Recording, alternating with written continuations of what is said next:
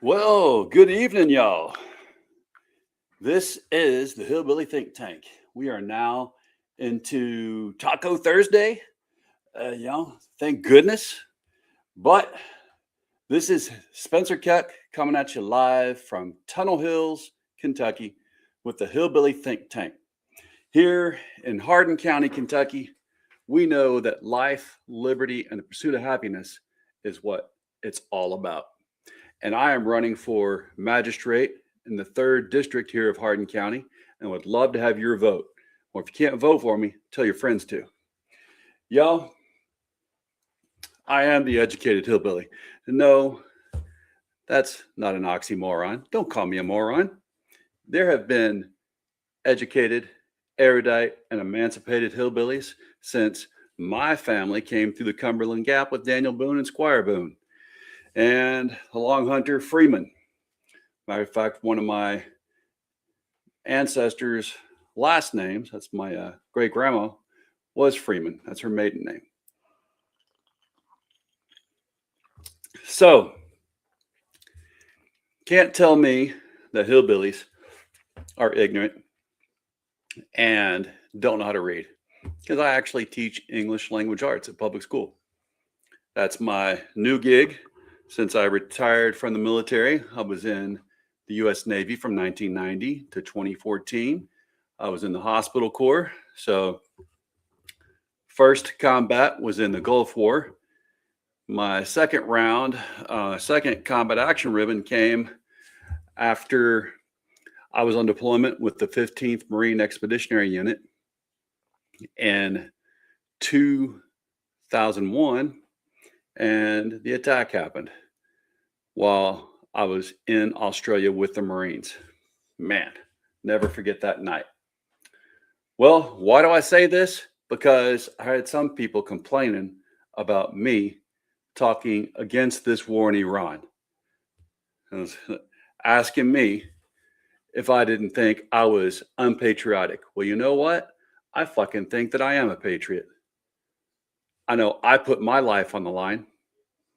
I know that my younger brothers followed me into the military, and one lost his leg and hand in combat, while the younger brother was in the same unit with him and was washing away, scrubbing away the soot from his body, and as the nurses and doctors were rescuing that other brother. So don't talk to me about patriotism unless you can back it up.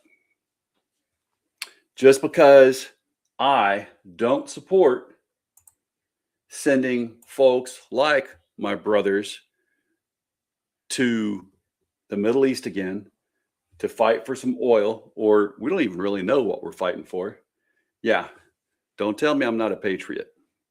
These Trump war hawks, well, they just need to keep on flying and fly on out of here, right? Because I'm not buying it anymore.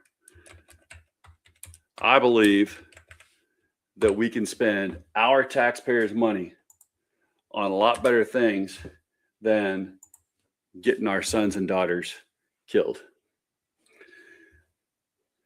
Now, I will say that Aaron Pruitt,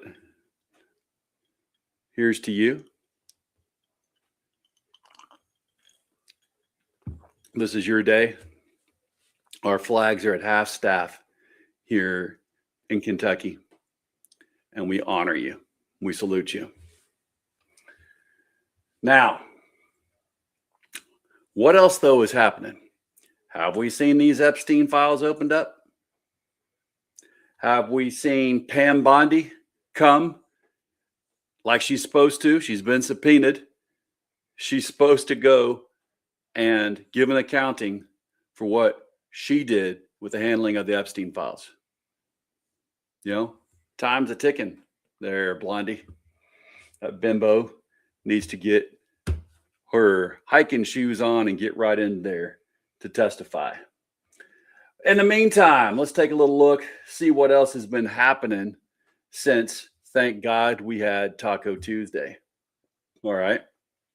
Today, I let all this go for a while, though. I got to let you know, and took some amazing hikes here in Hardin County with my wife, my youngin', our 4 dogs. We went to Saunders Springs. Man, I love that hike. Nothing more ass kicking going up and down that canyon, but nothing more beautiful than frolicking there and the clear water coming from that cave spring. Yeah, it was a great day. Temperature was just right. And yeah, gotta enjoy it. Went out and got some seedlings. Gonna plant them tomorrow. I intended on planting them today, but it was beekeeping day at the USDA center here in Hardin County, our extension center. Got to learn some about the bees, going to get my bees taken care of. And yeah, well, anyway, let's take a check on what I missed while I was out and about today. And did you all have any other news that I might have missed while I was enjoying this amazing, amazing day?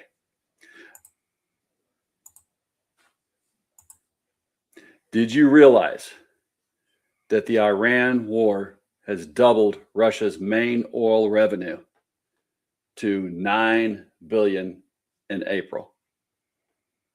Now, doesn't that just get all? We've had sanctions before this war against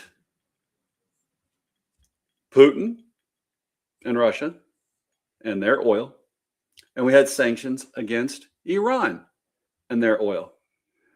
They've only made more money, and the sanctions have been lifted during this fiasco. So you tell me how this is supposed to be all about freedom. I'm not buying it. They made $10 billion as soon as we started this thing off and released their oil. Now they made another $9 billion. That's a lot of crap. Whole lot of crap. All right, so Donald J. Trump shared this photo on Truth Social earlier today, showing him alongside Dana White to promote the upcoming UFC Freedom Fights 250, set to take place on the White House lawn on June 15, 2026. And as someone else said here, this is the circus part of the bread and circuses. Absolutely. This is the circus part of the bread and circuses. I have to absolutely agree.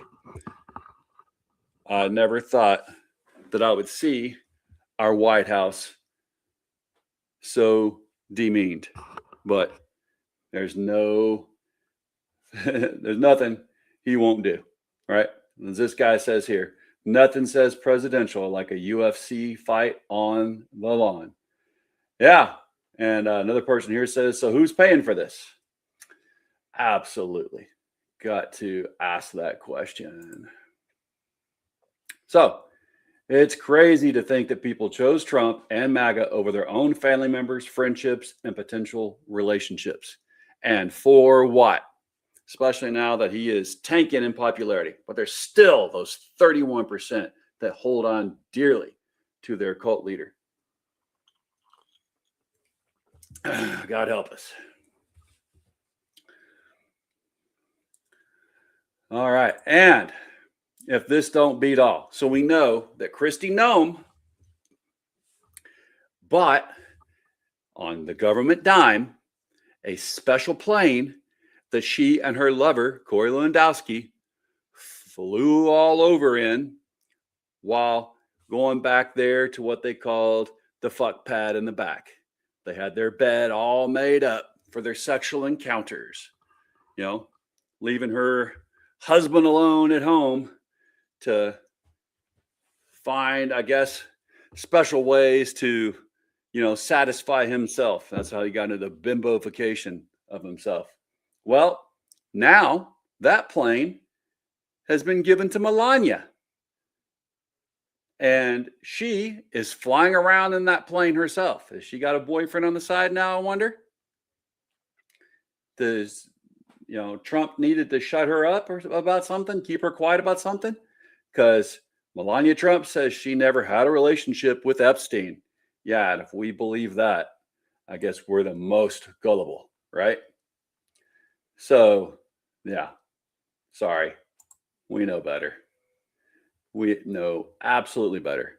It's widely known that she was doing something, right? But, all right. So this one here spells it out the best for me. Iraq rolling over to Iran. The war is not meant to be won. It is meant to be continuous. That's what George Orwell said, what he warned us about regimes like this. The essential act of modern warfare is the destruction of the product of human labor. A hierarchical society is only possible on the basis of poverty and ignorance. In principle, the war effort is always planned to keep society on the brink of starvation. The war is waged by the ruling group against its own subjects, and its object is not victory over Eurasia or East Asia, but to keep the very structure of society intact. That is George Orwell at his best. All right. So, hey, we got Jonathan here. Hey, brother, tuning in from the great outdoors. You too. Yeah, me too. Went hiking with the dogs here in Hardin County. Unfortunately, my car is on the fritz, so we had to take the wife's truck, cram us all in there. It's a small truck, but it was worth it. We had a great hike in. Yeah, I hope you're out there having some great hikes too, Jonathan. Is my audio okay tonight? For some reason, it just doesn't feel right. I want to make sure everything's good. All right, so Iraq rolling over to Iran. It's not supposed to, but it is. Right, y'all? All right, well, let's get a little bit more into this Melania Trump fiasco, if you guys will excuse me for going there. Jonathan said, all right, sounds good. Thank you, Jonathan. Need to know that. Appreciate you being there. Help me out. So let's check this out.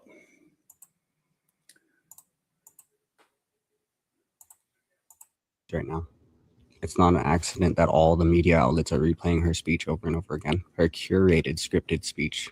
Curated and scripted, just like the release of the Epstein files. This administration decided long ago that they will use the Epstein files as a tool. Today, multiple U.S. service members came out and said Pete Hegseth lied about the Kuwait drone attack that got 6 service members killed. Multiple service members. That is a big fucking story. But Melania Trump is dominating the headlines with a bunch of denials. And nobody's paying attention to these soldier stories. It's not a mistake. It is not an accident that Melania Trump is all over your feeds right now. So I have to agree to him. It's not an accident that she is all over our feeds, because they're coming out and saying that the attacks, the story that we're getting about the attacks, are complete horseshit. It's not the way it happened. This is what troops themselves are reporting. And we know, as I've reported here before, that sailors in Bahrain and other service members and other areas there in the Middle East were all evacuated. Men, women, and children, service members and their families and their dogs and their cats. And they were evacuated without any of their essentials. They had to beg from NGOs in Norfolk, Virginia, like the VFW and the American Legion, to get things like toothpaste, toothbrushes, and, deodorant. They didn't get all their stuff out with them. We've also found that the attack, and I'm going to play something here about that, but that the attack that killed some folks there in Kuwait, they were not prepared for the drones. You know, and the story we've been told is complete horseshit. So let's go ahead and listen to it. All right, y'all. So again, anyone who wants to claim that I'm not a patriot because I'm not backing this, well, I've been there. I've been to combat. I've got my combat action ribbon with a star, meaning I've got 2 combat action ribbons, and I've been deployed overseas multiple times. So don't try to tell me that I don't know what I'm talking about. Republican Congressman Rick Crawford joins me now. He is the chairman of the House Intelligence Committee. Mr. Chairman, always good to see you. We'll get to Iran and Lebanon in a second, but I wanted to ask you about something our CBS investigative unit has put together. It has talked to U.S. soldiers who survived an Iranian drone strike that killed 6 American service members the first day of the war. And they've come forward to us to dispute the Pentagon's assertion that they were adequately protected. They say they were ordered to move to a command post in Kuwait despite intelligence that they told us showed it was a potential drone target and that it didn't have any drone defenses. Here is part of what they told us. Please play that. What fortifications existed there? I mean, I would put it in the none category from a drone defense capability. None. There were no fortifications. None. What you're describing could be very painful for a lot of the families of the fallen heroes, for a lot of the families of the injured. I'm very sad for their loss, and it's something I'll carry with me for the rest of my life. Mr. Chairman, do you think this is something Congress should look into? Well, if that's true, then absolutely. I don't know that that's true. I haven't been briefed on it. So this is the first time I'm hearing about it. I would say that if you're engaged with an adversary like Iran, pretty much any target is potentially a drone target. So I would, obviously have to reserve comment without knowing the extent of these claims. This is, as I said, I'm learning this now for the very first time. So if that's true, then certainly it bears congressional inquiry. And it's not so much that bad things cannot happen against an adversary. Quite obviously, Mr. Chairman, they can. I think what they're telling us is that there's an assertion by the Pentagon that they were protected when they did not feel like they were protected and were sent to a place that was possibly even less protected. Would that, if true, concern you, and how much? If true, certainly that would be a concern for anyone. But again, I think this is something that without knowing all the facts, this being heard by me for the first time as you're playing those clips, I would have some questions about how we're measuring levels of protection. I mean, if you lost your life in a drone strike, there's no level of protection that was adequate because you lost your life in a drone strike. So I'm not sure that it's necessarily a fair characterization of what constitutes adequate preparation and protection. And it could also be, if it is true, then we certainly need to, take all the appropriate actions to make sure that doesn't happen again. But like I said, not knowing the full scope of this, I would have to reserve comment until I know a little bit more. And at this point, this has not been briefed to me. So I'm responding in real time as you're putting that information out there. And so, yeah, certainly if this is the case, absolutely Congress will be all over it. And we want to find out if in fact that did occur, if it wasn't properly protected, we're going to want to know that and take the appropriate action. I appreciate you responding to that, Mr. Chairman, very much. Where do you think things are, and how do you evaluate the Lebanon part of the story? Because yesterday the White House said Lebanon was not part of the ceasefire. Now the State Department said it's going to engage in direct negotiations to try to create a ceasefire between Lebanon and Israel. How do you evaluate all this? Yeah, Iran always presents somewhat of a moving target, and dealing with an adversary like Iran has. We would not have to be engaging with this if we had all been told what we were really in this war for, what the real objective is, and what it is that we're going to get out of it. Because all these billions of dollars that are being spent, like we said, just the aircraft alone that they lost over the weekend was about $2 billion. And they're not telling us the truth about that either. So let's go on ahead and dive deeper into the lies about the weekend. So they're lying. We know they're lying to us about the attack with the drones and how vulnerable our servicemen and women were put into a position of complete vulnerability.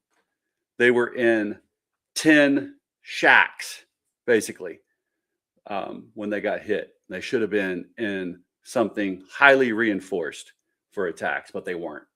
And that is absolutely ludicrous. It's just as bad as Reagan putting all the Marines in one barracks together in Beirut back in the 80s when, these same people bombed the barracks in Beirut.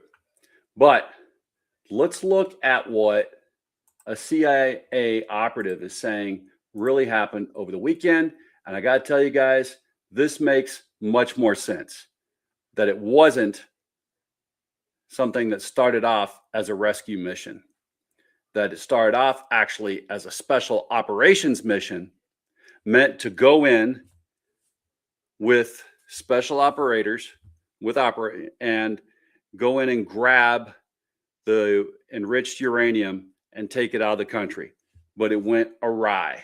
And so they called it something else. But let's let someone with a little more expertise talk about this and explain what exactly it is that happened.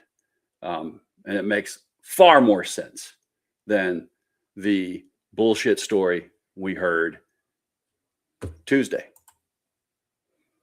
My go-to on this auspicious occasion, because I'd like to dive down deep into the war itself. And I knew you'd have a point of view about what we are told, at least we will be told on Netflix when the movie gets made, happened in the Iranian desert last night. In my monologue, I poured some cold water, no pun intended, on the United States version of events. What's your understanding of what happened when the rescuers flew out to save a lone pilot? Yeah, you were correct, and it's good to be with you, George. And being with a friend is always a pleasant way to spend a Sunday afternoon. Look, the story we've been given, it's a lie on several fronts. What that F-15 was doing up in that area, what was its mission? I think it was involved in preparation for a ground attack on the Natanz nuclear reactor. And when the plane went down, the number of assets that one of the pilots was picked up immediately, but the other one, they couldn't find him. There's now information online, which I've been assured is accurate, that this pilot was he apparently hit the ground 5 miles north and west of the point where he was rescued, and he basically did escape and evasion to get to the top of that mountain to be exfilled. Now here's where it really gets strange and doesn't. The explanations don't make sense. At that site, there were 2 C-130 aircraft. Those are fixed-wing aircraft with 4 propellers. The Joint Special Operations Command, JSOC, they have a special version of that plane, which is sort of souped up. And then there are also 4 MH-6 Little Birds. Now these are small helicopters. If anybody's ever seen the movie Black Hawk Down, those little helicopters that come in to try to rescue the people that crashed in the Black Hawk, that's a Little Bird, or the Little Birds that run strafing rounds. They can carry, I think, a maximum of 4 special operations forces, either Delta Force or SEAL Team 6, one of the two. But here's the key point. They only have a combat range of about 300 miles. Now, if you fly from Kuwait to this location in Isfahan, that's 250 miles. How the hell do you get back from there? Well, that explains why at least one of those C-130s was on the ground. They can carry a fuel bladder of gasoline that or aviation fuel that can refuel these aircraft. And then, but it's not clear if the other C-130 was there as well on that mission. It said that both got stuck in the sand, but some of the pictures that have come out and some of the video at least appears to show one of those in flame crashing into the desert. So I don't think we have an accurate count. What we do know is that in addition to losing the F-15, we lost an additional 2 Black Hawk helicopters. They're called Pave Hawks. We lost at least, got the 2 C-130s that were gone. Now we've got an additional 4 MH-6 Little Birds, and I think the reason they left them there, they didn't have enough fuel to get them back. All right, guys. So let me just fill you in a little bit here. The longest helicopter raid in Marine Corps history was a helicopter raid that I was on. It happened November 25th, 2001, with the 15th Marine Expeditionary Unit, Special Operations Capable. I was the senior line corpsman for the Special Operations Capable platoon that was on this raid. We flew 427 miles from the USS Peleliu in the Arabian Sea to seize what would become Camp Rhino in the Kandahar Desert. And this was key early action in Operation Enduring Freedom. Now, to do this raid, we had to refuel mid-flight. So the helicopter that I was on had to refuel mid-flight. We were on CH-53E Super Stallion helicopters. Those are some big mothers, let me tell you. I like that helo, although I actually had another favorite that wasn't it. But as far as having capability, yeah, that had refueling capabilities midair. So nothing more horrendous than breathing in all that jet fuel as it was coming in to the helo as we were in a flying gas station. So, we are honoring today, like I said, the airmen from our neighboring county, from over in Bardstown, that is coming home tonight for the last time. She was part of the crew of a refueling tanker, one that would have and could have fueled that 53 that I was on. So, that was hairy. That was in the middle of the night, pitch black darkness, when we refueled that helo. And that was the longest, like I said, helo raid in United States Marine Corps history. So what they're talking about here, it only makes sense that they would do what they did, really, if they were on their mission that we know they had planned to seize uranium in Iran. They were going to send in special operators. That's why the special operators were out there. Now they've made up a whole brand new story that Larry's going to talk about a bit here more, but really it's a cover story. That's a failed special operations mission. And they need a cover story for it so that Iran doesn't know that, they helped stop us from seizing their uranium. That's what we were really doing. Okay. So to safety, an A-10 Warthog went down, fixed wing aircraft. So when you total it up, you're looking at about $400 million worth of aircraft that they got shot down yesterday, just ostensibly to save one person. So actually, between all of the other aircraft combined over the last few days. Like I said, we went line item by line item on them all. It's 1.6 billion, just about 2 billion. And since they're not being honest with us about anything else, I'm sure there was more loss than that. Not sure, but I bet you. And, can't emphasize enough that this may very well have been in preparation. If this hadn't all fallen apart on Friday, during Friday, it's very likely we might have seen troops on the ground already trying to conduct a special operation against the nuclear facility at Natanz. Now that may be delayed. I think Trump, in his insanity, we had the movie about the madness of King George from the American Revolution. Well, we can update that part too with the madness of Donald Trump. I mean, he has literally, the liver has slipped off the sausage there, or off the cracker. It's just no longer intact. But he's going to probably order a ground operation, and now it's up to the military chain of command to decide: are we going to follow this order? Is this a lawful order, or are we going to resign and protest?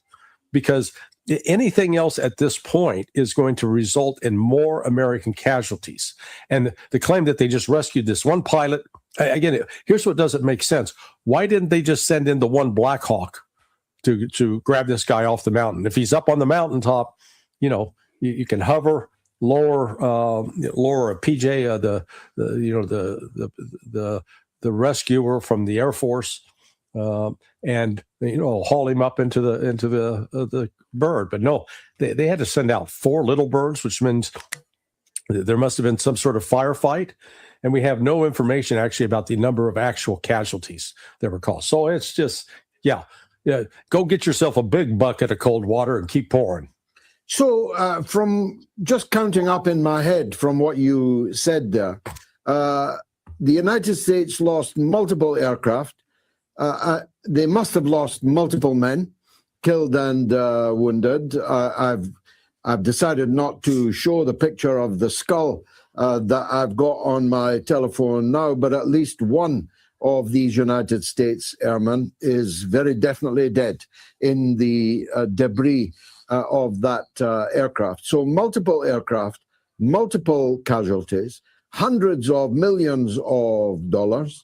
1.6 billion. In your experience, is that the kind of decision that would be made by the military brass? I mean, in terms of cost effectiveness, losing several men in order to rescue one man, never mind the materiel, would seem to me an odd decision, especially as the Iranians will, I would have thought, certainly treat their prisoners of war rather better than we've been treating ours in recent wars. Yeah. All right, so I'll have to agree to disagree. We will do anything we can, and we have in the past, to rescue our downed airmen, if at all possible.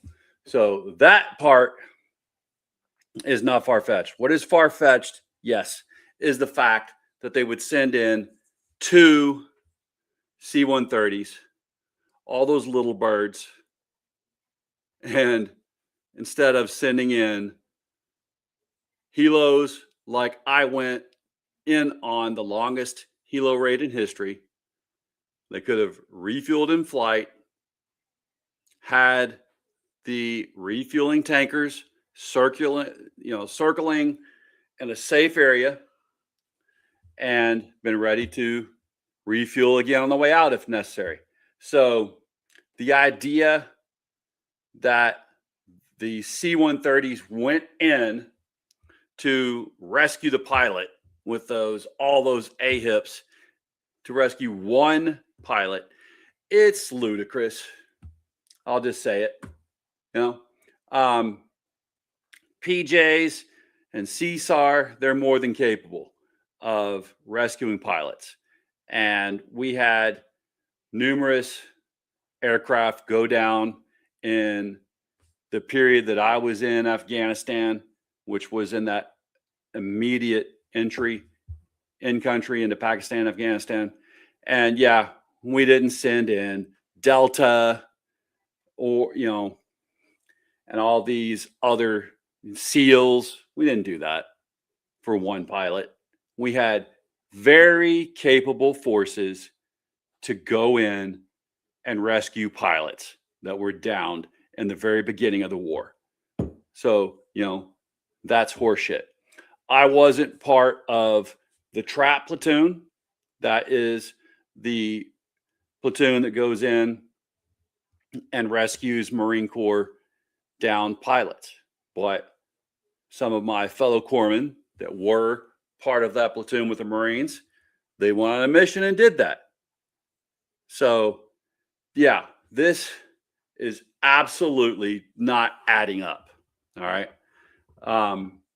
And, I really would like someone to prove now otherwise, especially since we know they were lying about the attack in Kuwait. They're lying. They haven't even told us. They just kept it hush hush about sending all these sailors out of Bahrain and other areas in the Middle East, Saudi Arabia, and just send them straight back to the U.S. without the provisions they needed to live on base as soon as they arrived. It's crazy.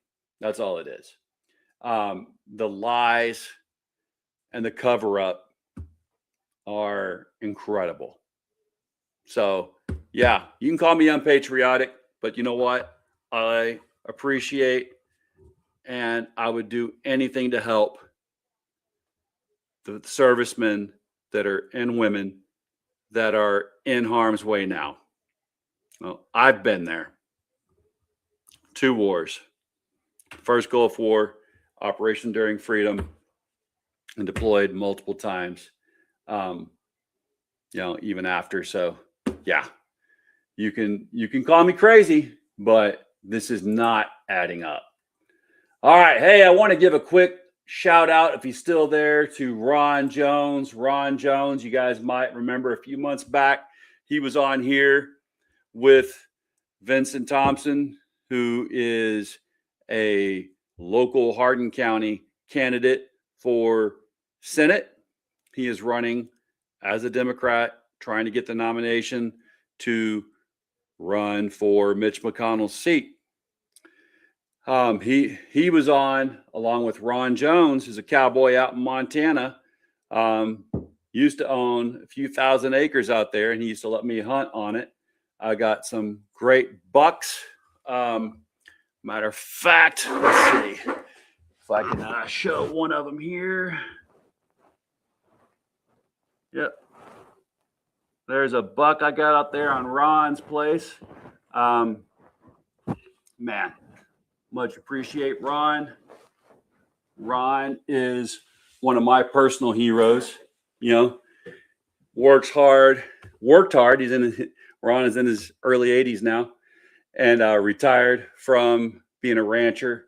But that's a man of honor, really. If you guys want to hear a good interview, I think that was a good night when Ron Jones and Vincent Thompson were on here talking to us, about this agricultural life and how tough it is, and what we really need to do to save this way of life here in America.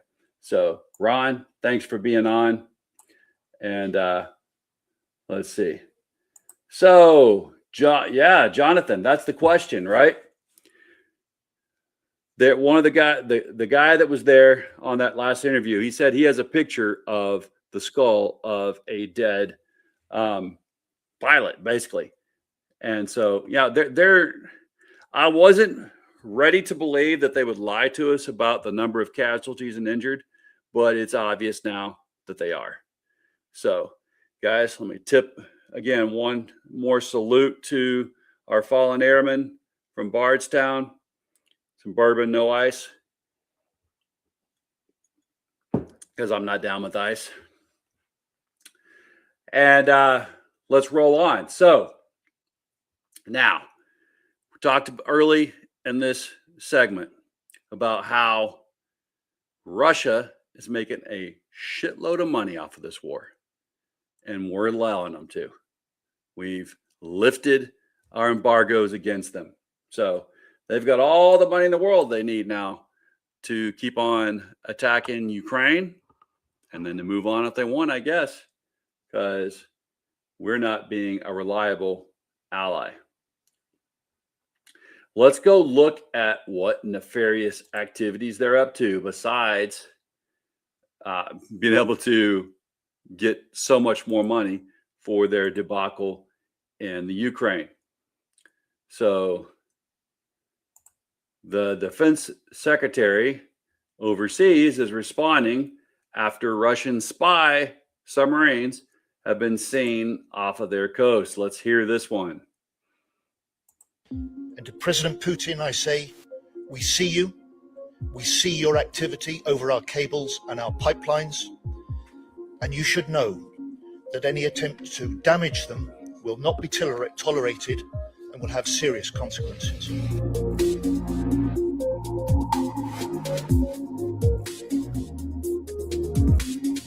Our armed forces left them in no doubt that they were being monitored, that their movements were not covert, as President Putin planned, and that their attempted secret operation had been exposed.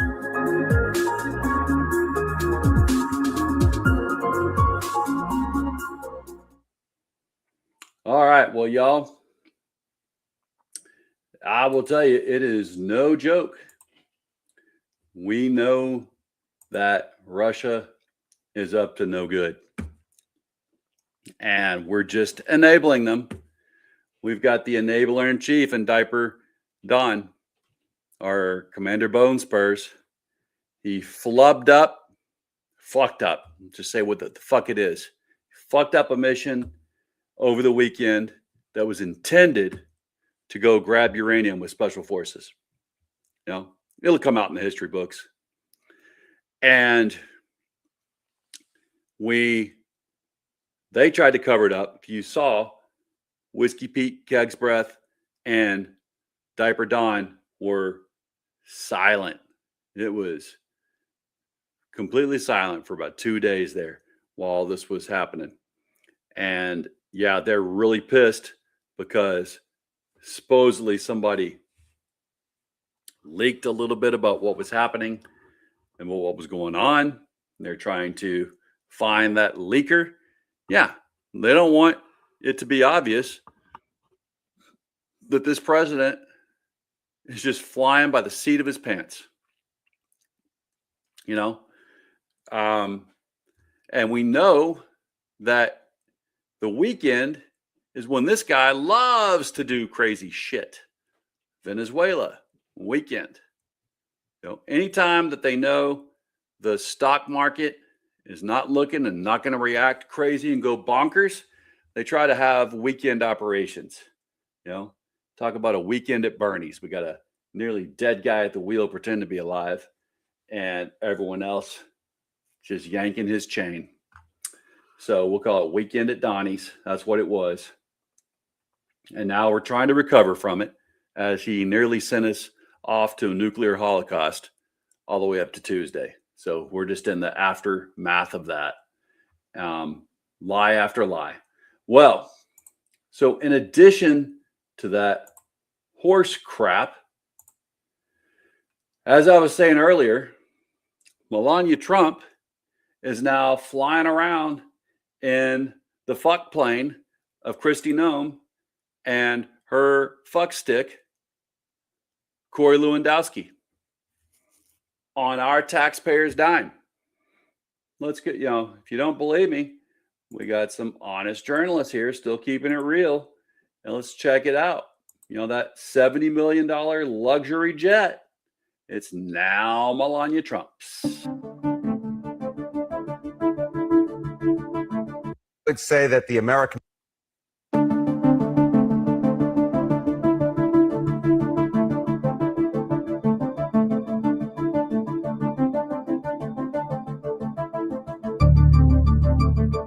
would say that the American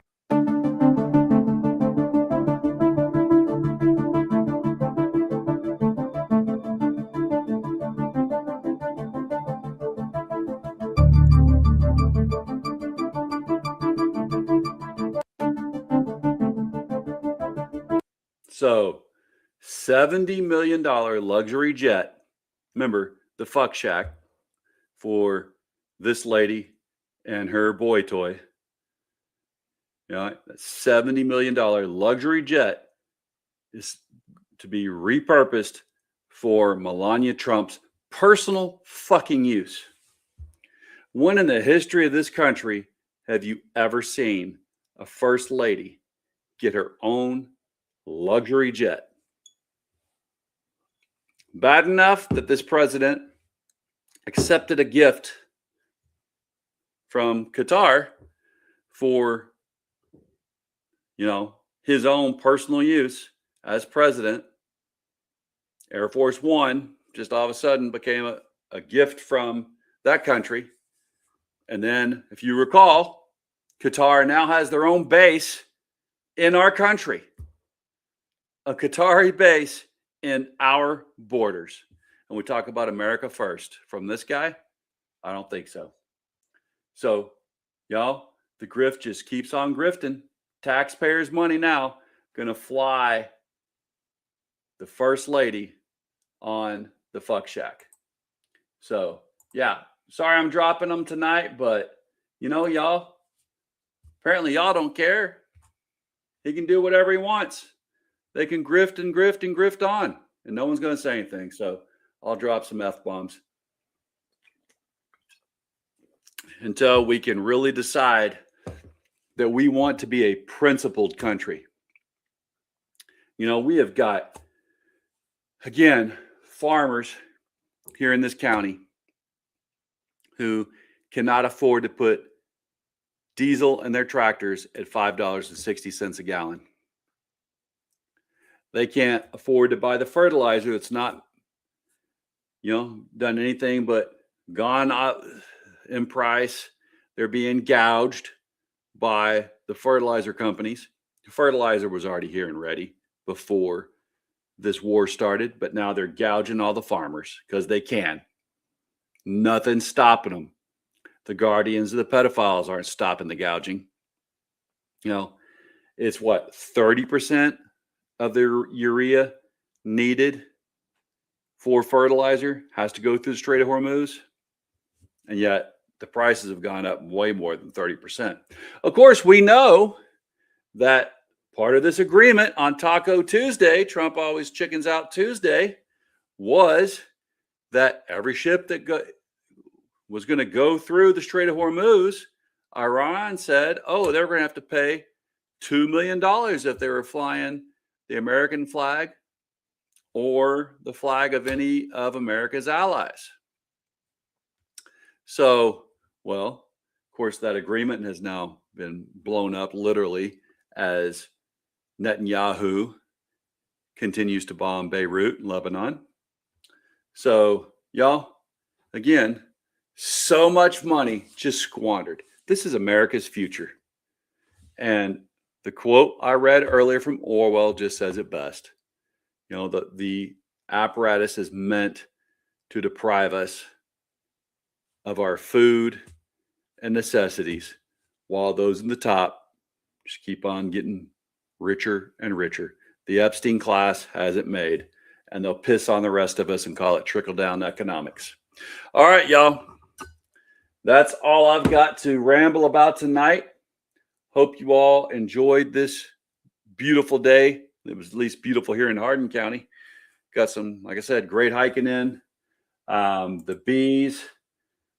Got to spend a little more time training on how to take care of them and do them right. And so I plan on getting back out there here soon and open up the hives, making sure they're okay. I got to gather some honey, make room for this year's honey. Yeah, it's a good time to be a Kentuckian. Good time to be a hillbilly. Sad time right now for a lot of us in America as we're suffering under Trumponomics. Trump economics are absurd. And I'm sorry that we have to suffer under them, especially to the farmers in this area and to the veterans who, I love getting my health care at the VA, but they have been slashed and burned so much under Doge. And I was talking to my provider the other day as she was taking care of me. Like, man, the hours they're having her work, the bonuses she should be getting, she's not getting. Doge screwed over the VA, which is screwing over veterans. Don't forget that. But y'all, remember, we can do this together, because in Kentucky, united we stand, divided we fall. I love my neighbors as much as I love myself. That's why I'm running for magistrate here in District 3. I promise that I will use all my years of experience running multi-million-dollar health clinics and ships, medical departments in the Navy. That meant being in charge of emergency medical services, daily sick call. So anytime anyone got sick on the ship, I was in charge of diagnosing and treating that. Emergency medical treatment, I was in charge of it. I handled it. Now I was with a crew of over 300, about 350. I was on many ships, but the one that I was completely in charge of the medical department. That was the size of the medical. And I can use my experience managing multi-million-dollar medical departments to help make decisions about the EMS services here in Hardin County that will make sure that the folks that are in the farthest reaches of the county can be reached in time for their lives to be saved and taken care of. That our roads that the ambulance needs to use on the way there are well maintained. Promise I will do that with honor, courage, and commitment, with the integrity that I lived up to in my career in the Navy. And after serving from 1990 to 2014, I was honorably discharged and retired, and I've still been serving my community ever since. Worked in the VA, worked in Homeland Security. Now I'm a public school teacher, loving every minute of it, serving the community. So please vote for me for Magistrate District 3. And let's, guys, realize we need to vote out anybody who is a guardian of the pedophile. Anybody who supports guardians of the pedophile, who supports not bringing to account those that were on Epstein Island, no matter who they are. It's not about left versus right. It's about real justice, not just us, meaning, oh, those guys in the top in the Epstein class getting away with anything they want, and us getting slapped with extreme gas prices, unaffordable food, unaffordable housing. No. So let's bring it into it. Let's remember we are our brother's keeper. We are our sister's keeper. By knowing that and acting in that way, we can't be divided. We'll live up to our united we stand, divided we fall motto, and we'll have the greatest county in the state, in this great state of Kentucky. Bless your corazón, which is Spanish for heart. And do not forget those deployed overseas. Hold our elected officials accountable. Don't let them lie to us about the casualties and about what is happening overseas. Have a great rest of the week. And hopefully you can get out there and enjoy some of the sunshine, hike like the Keck family did, and really have a scampering good time. That's what we've been having. Being across the country,